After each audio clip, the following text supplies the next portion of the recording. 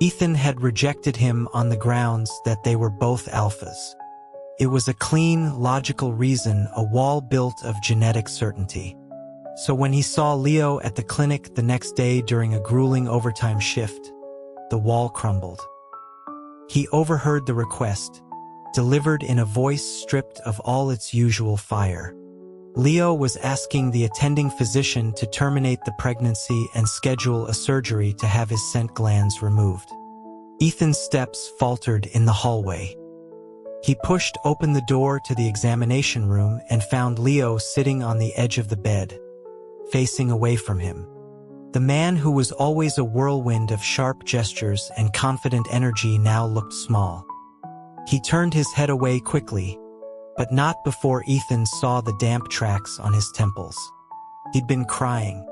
It was a startling sight, a vulnerability Ethan had never witnessed, likely a side effect of the hormonal tide flooding his system. Without a word, Ethan took the medical chart from his colleague's hand.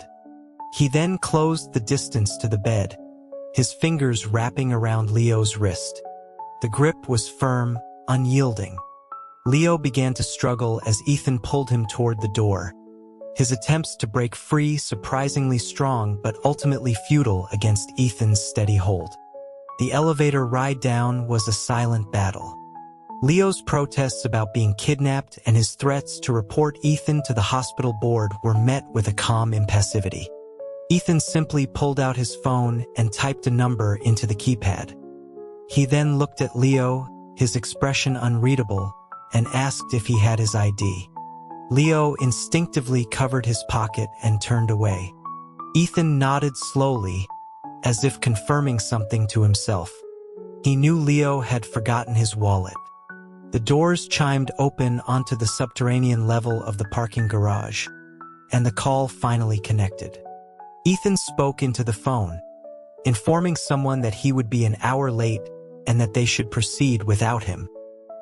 He had been called in on his day off to consult for a film production, a lucrative but annoying interruption. Now this. As soon as they were out of the elevator, Leo ripped his arm free. He wanted to know where Ethan thought he was going. To get married, Ethan stated, as if it were the most obvious thing in the world. Leo stared at him, incredulous, demanding to know who said anything about marriage. Ethan bent down to pick up the fallen lab report, brushing it off before meeting Leo's furious gaze. He reasoned that pregnancy was a logical precursor to marriage. Leo's disbelief morphed into pure rage. He questioned why a pregnancy must lead to marriage, reminding Ethan that just yesterday he had claimed he could never accept an alpha as a partner. Ethan simply countered that this was different. For some reason, this placid certainty was the final straw. Leo spun around and kicked the tire of a nearby sedan with all his might.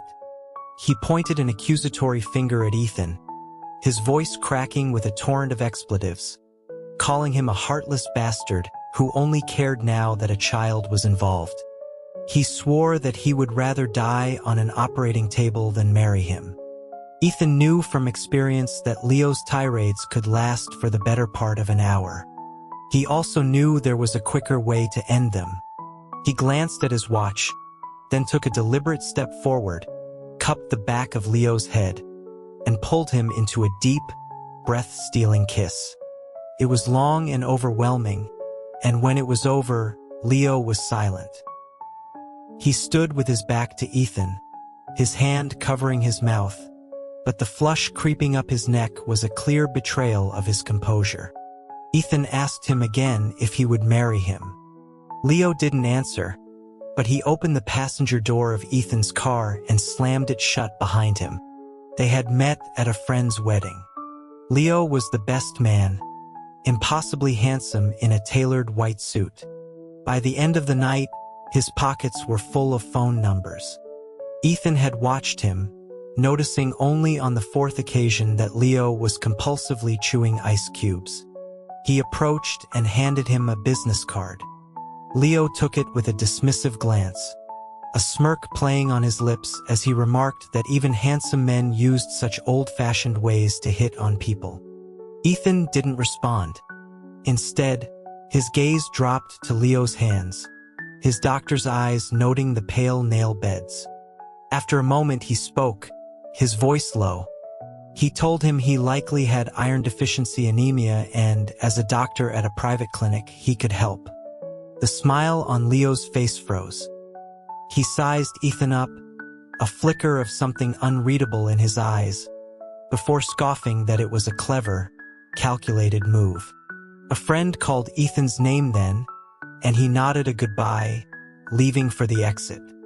A fine cashmere coat he'd draped over a nearby chair was left behind in his haste. A few days later, Leo appeared in his consulting room. He draped the coat over Ethan's arm, then leaned against the chair, effectively trapping him. He commented on how difficult it was to get an appointment.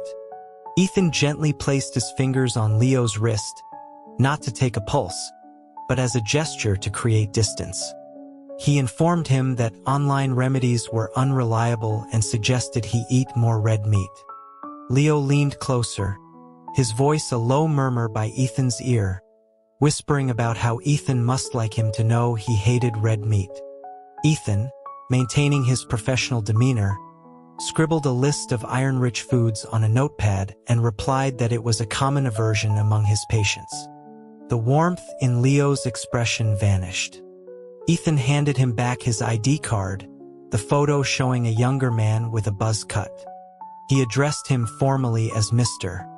Rousseau and reiterated his advice to eat more meat, the literal kind. Leo left in a state of flustered anger. That night, Ethan received more than a dozen calls.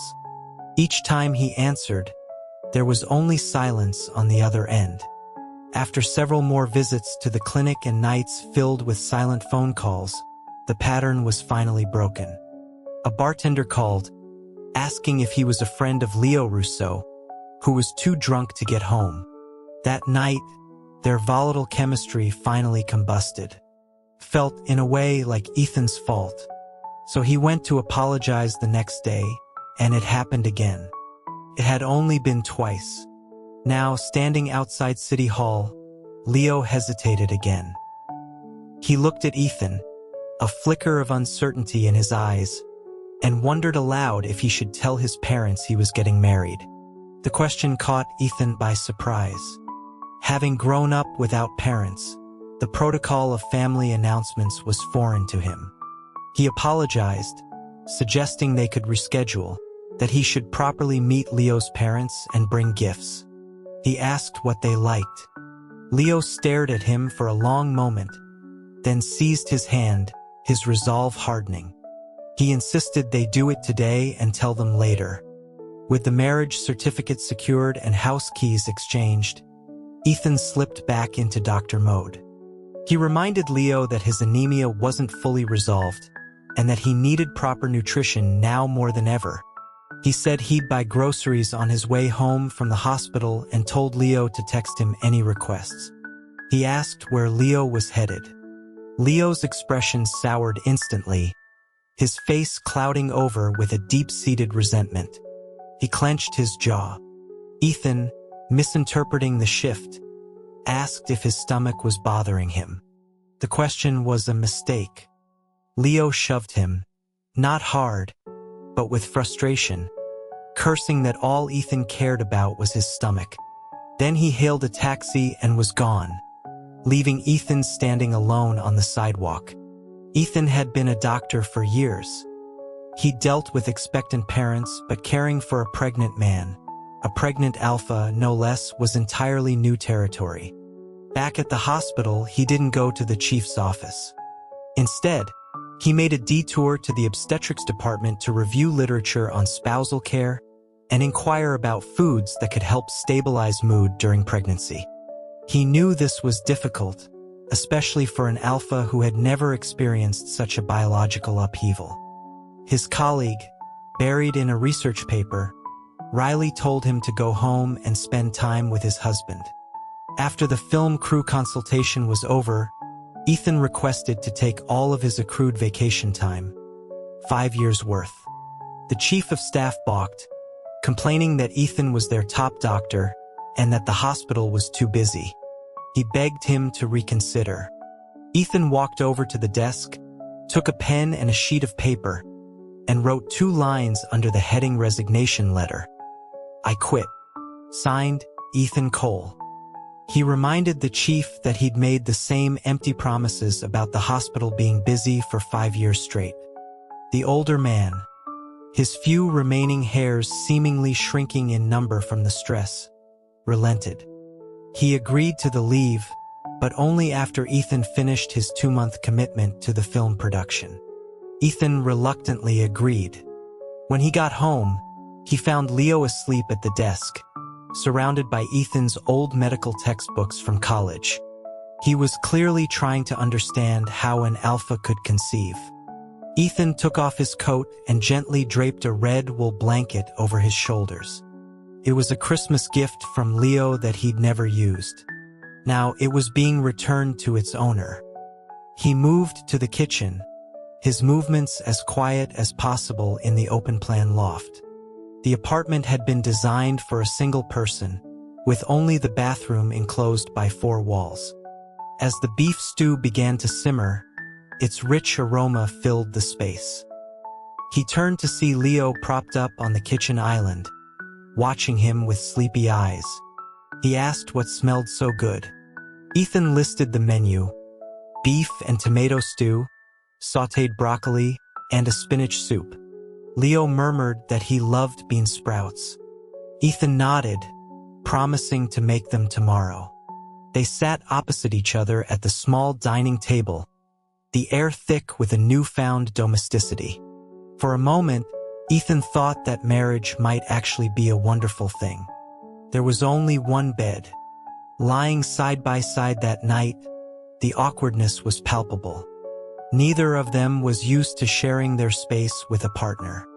In the hazy state between sleep and consciousness, Ethan felt a hand tracing patterns on his chest, its movements growing bolder. Before things could escalate, he was fully awake. The entire room was saturated with the sharp, overwhelming scent of cedarwood. Leo's body was flushed, twisting in discomfort. Without thinking, Ethan called his colleague from the obstetrics department. He described the situation, and the colleague suggested using his own pheromones as a soothing agent. It was a risky proposition. A pregnant individual's system could violently reject the pheromones of anyone other than the child's other parent. But Leo was an alpha, and it was impossible to know if his own pheromones or Ethan's were causing the distress. So he had to try. Slowly, cautiously, Ethan released his own scent. To his relief, Leo didn't reject it. Instead, his body gradually relaxed. Ethan ended the call and lay back down, pulling Leo into his arms.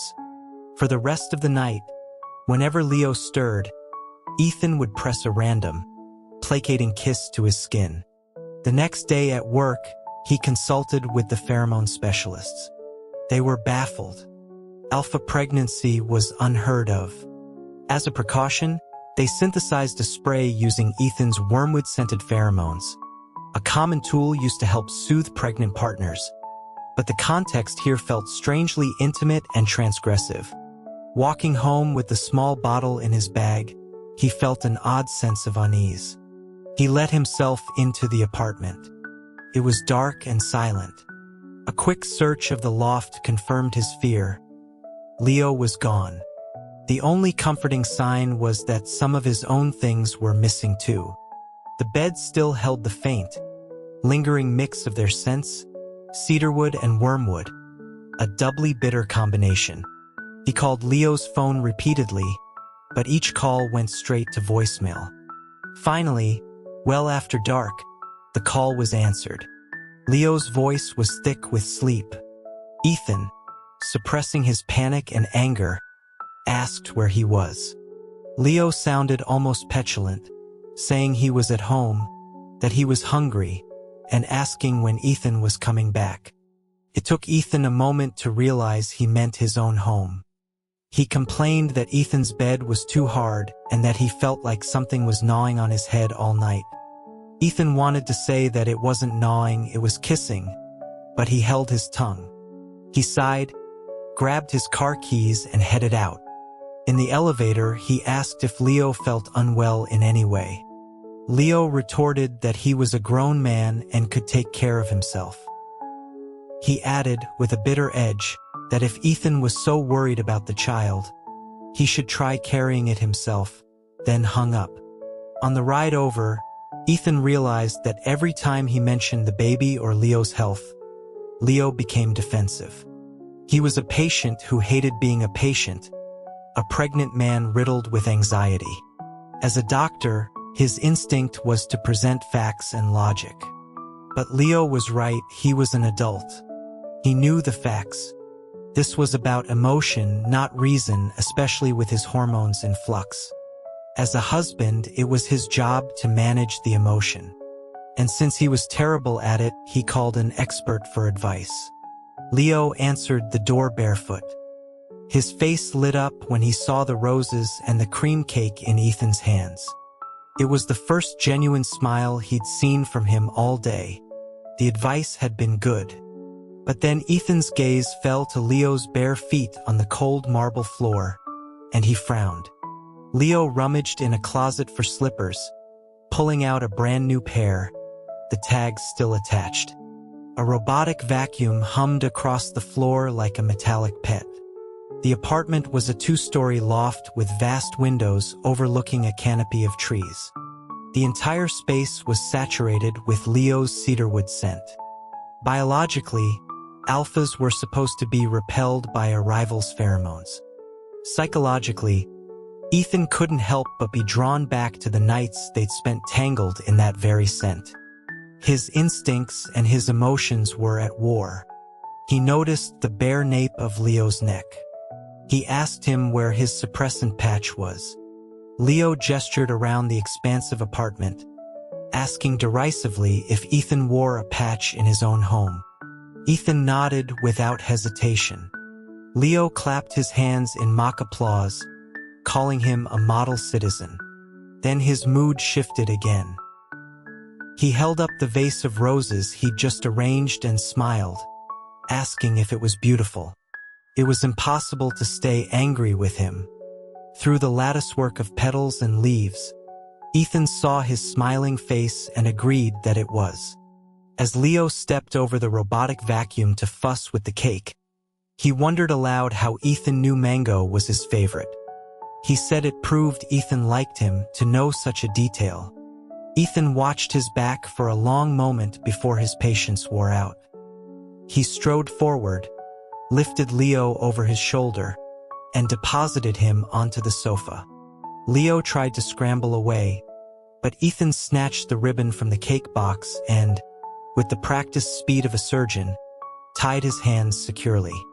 Leo struggled, kicking out with his bare feet. Ethan caught his ankle, pinning him.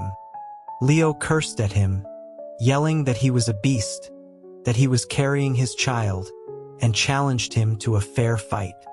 His mouth was a non-stop torrent of insults. Ethan leaned down and silenced him with a kiss.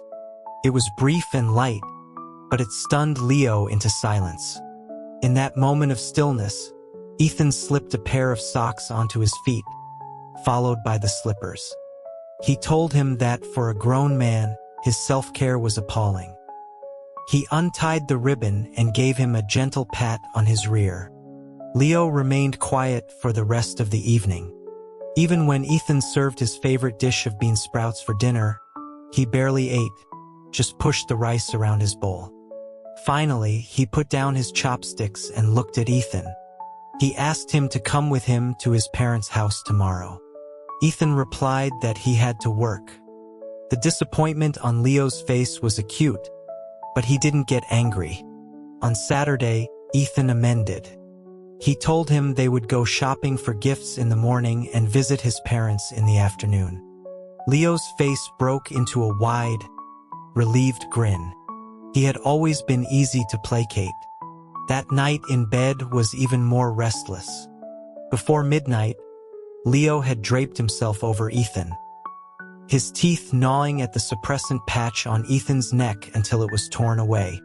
In the end, Ethan had to open the bottle of synthesized pheromones and missed the entire bed to calm him down. He then spent 10 minutes under a cold shower before returning. When Leo woke the next morning, the first thing Ethan said to him was that he should move back into his apartment. On Friday morning, Ethan's phone rang. It was Mark, the groom from the wedding where he and Leo had met. He was inviting a few friends over for a housewarming party, saying it was a good chance for Ethan to see Leo again, since he knew Ethan was interested. In the locker room, Ethan changed quickly, his phone pressed to his ear.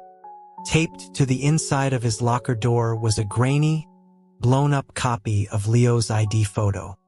It was a misuse of hospital resources, but Ethan's medical training had given him a photographic memory for details like names and ID numbers.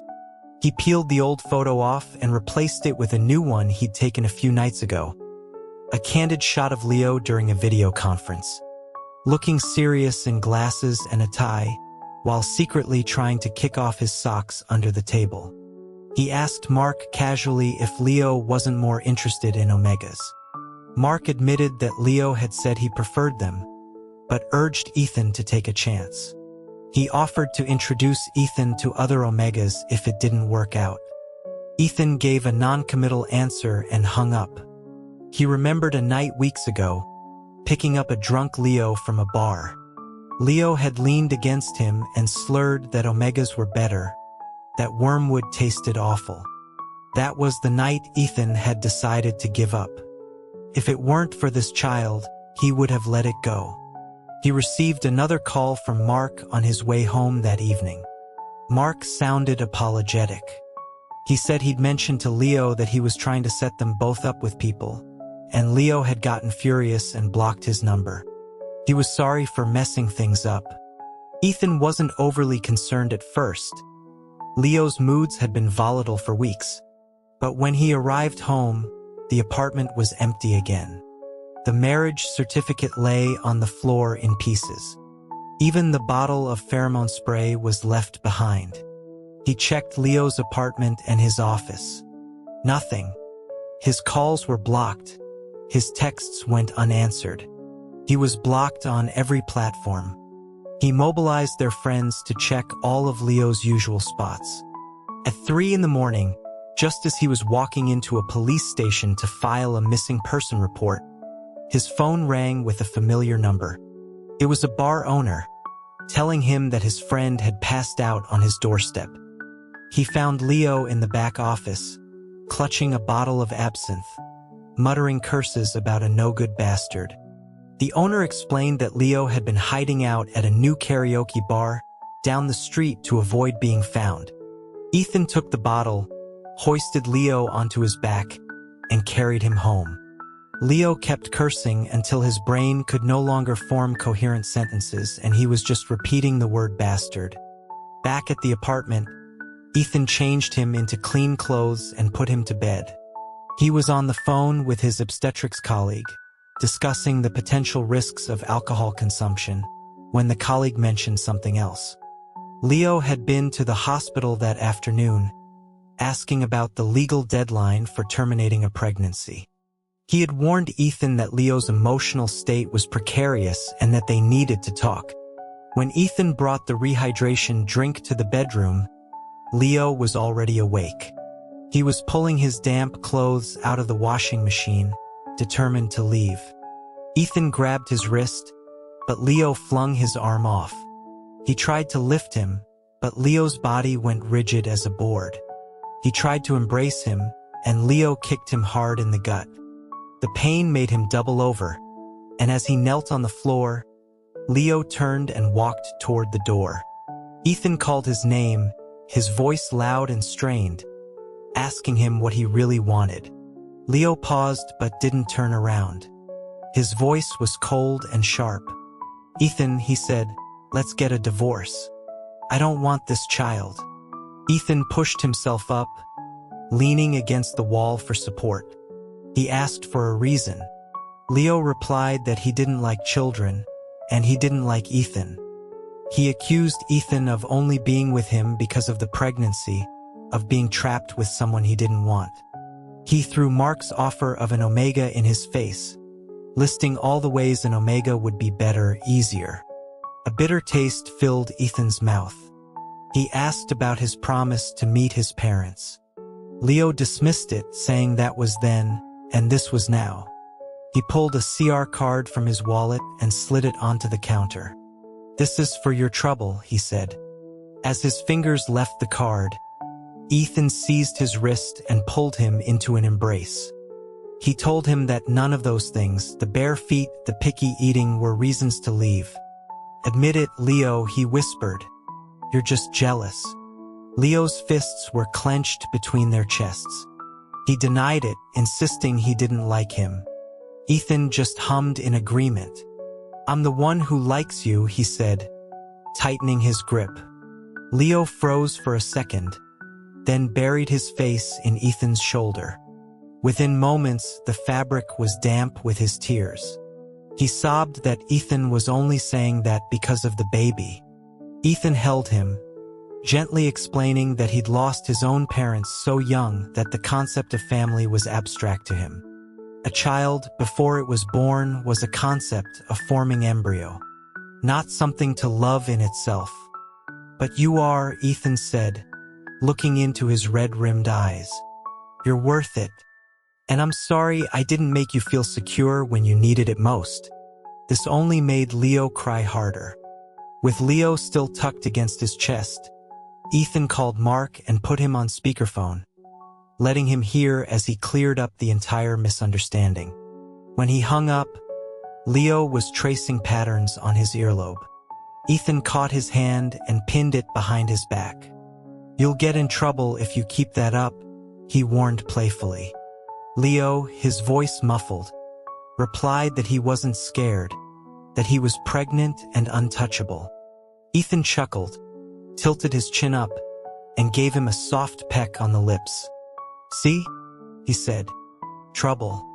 That night, in the darkness of the bedroom, as Ethan reached for the pheromone spray, a hand clamped down on his wrist. He was pulled into an embrace. Leo murmured that he was tired of the damn perfume and wanted some real trouble. Ethan placed a finger on his forehead, pushing him back gently.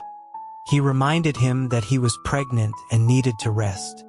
The next day's examination was more thorough. They ran every test possible to check for abnormalities. While waiting for the results, they went to the mall and bought gifts for Leo's parents. In the afternoon, before they could even get back to the hospital, Ethan's colleague called. His voice was frantic. "Ethan, get here now. The baby's gone." The words sent a bolt of pure terror through Leo.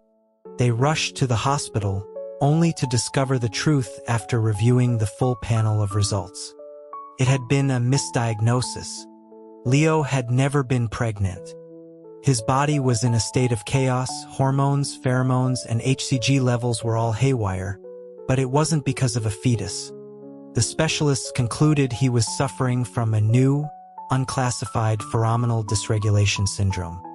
It was similar to an allergic reaction to his own alpha pheromones, coupled with an extreme sensitivity to others, almost like a precursor to a secondary gender differentiation, but without any actual physical change. His case, the exasperated specialist lamented, would make a fascinating paper, just not for his own department. They arrived at Leo's parents' house half an hour late, but were greeted with warmth and a table laden with food. His mother said that Leo had told them all about his pursuit of Ethan, and they had been eager to meet him.